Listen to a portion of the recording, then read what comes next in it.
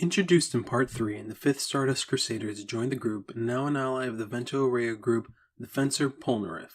Wielding a stand that can stab at the speed of light, move fast enough to create afterimages, deflect bullets at point blank, and even match Star Platinum in a punch barrage, clearly he's a capable swordsman, able to hold his own with the other Stardust Crusaders, beating foes like Vanilla Ice, which took out Iggy and Avdol. Polnareff arguably grew the most out of all the Crusaders. But there are plenty of videos already that talk about the strengths and weaknesses of the Stardust Crusaders. What I would like to analyze today is how good is Polnareff at fencing. Before we continue, I do understand there's a difference from fencing as a sport and using it as a form of self-defense. I would like to gauge him as a sportsman, like if we stuck Polnareff in a car and then sent him off to the Olympics, how well would he do? Fencing became a sport around the 15th century, but oh boy, that did not stop people from using it as a means of self-defense. Before we start rating Polyboy on his fencing skills, I also want to break down the rules of fencing. The sport is split up into 3 different game types, those being épée, foil, and sabre, all of which can be identified almost immediately by the type of sword that the player is using. Foil is the smallest of the bunch, has a disc-like handguard, and normally has a weird-looking handle. Foils were historically used to train for fights. The épée is much bigger than the foil, has a regular handle, and usually a dome handguard. A little heavier than the foil as well. The épée was evolved as a dueling sword. Then we have the sabre. The handguard resembles what pirates used back in the old days. These were developed as a military sword and used by the cavalry. So what are the gameplay differences? Well, the foil and épée consists mainly of poking your opponent, while the sabre you can slash at your opponent. The other differences are where you can strike your opponent. Épée, everything is free game. That's from the bottom of your feet to the top of your head. The foil only has the torso, you can only strike there. While the sabre is only waist up and you cannot hit the hands. Of course, there are other rules, such as right-of-way. Right-of-way is a method of determining which side gets the points, assuming both players strike at the same time. Right-of-way is normally given to the player who moved first and also tried to strike first. There are methods of getting the right-of-way back. For example, a player who has the right-of-way and then moves backwards on the field gives up the right-of-way to the other player.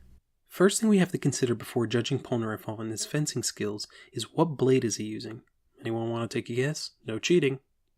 Would you believe that when I was gathering footage for the video, I actually thought it was a foil or an épée? I mean, the épée made sense considering he dueled people. It's time!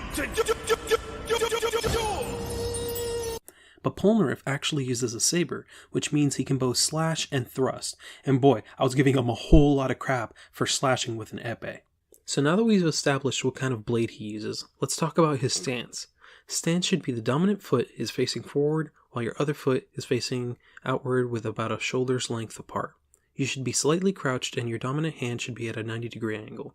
Not once does he ever take this pose to prepare to fight. While he doesn't take the proper on-guard position, he does take the lunging position a couple of times. For example, the fight with the Ebony Devil, where he takes a lunging position after striking Ebony Devil off the bed. There is that really weird part though where he does ask to join the Stardust Crusaders, and I guess that's technically a lunge, but I'm not even sure that even Araki knew what he was doing with that pose. Luckily, the stance isn't necessarily important as long as you stay within the arena. We mentioned earlier, depending on the blade you pick decides how you can strike and where you can strike to gain points. Luckily, he picked the sabers, so he can go between a poke and a slash. In fact, I thought maybe his ace-killing vampire move would be illegal, but as discussed before, shots to the head in saber are legal. Now, stabbing through the skull may be frowned upon in sport. Here I thought I would come into this video tearing our French boy a brand new one.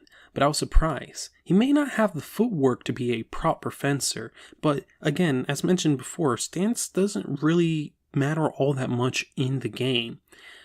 It's important, but not enough to necessarily disqualify you. He does follow the rules of the saber very well. I could not find a shot of him going for anything under the waist, and that may be due to his proud nature, but I like to also believe is because he really did try to follow the rules of saber.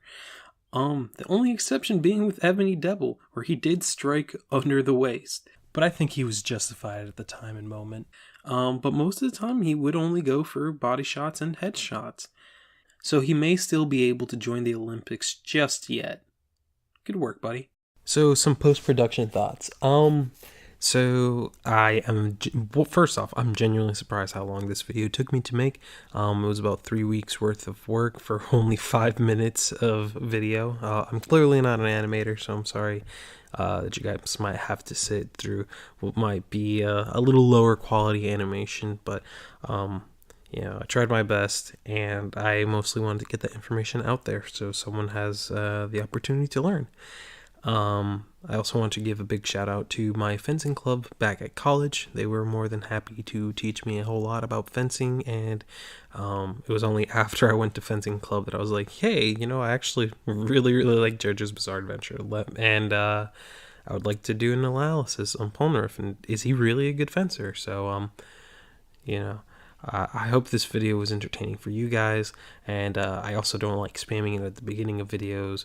But if you really enjoyed my content, please remember to subscribe and hit that bell button.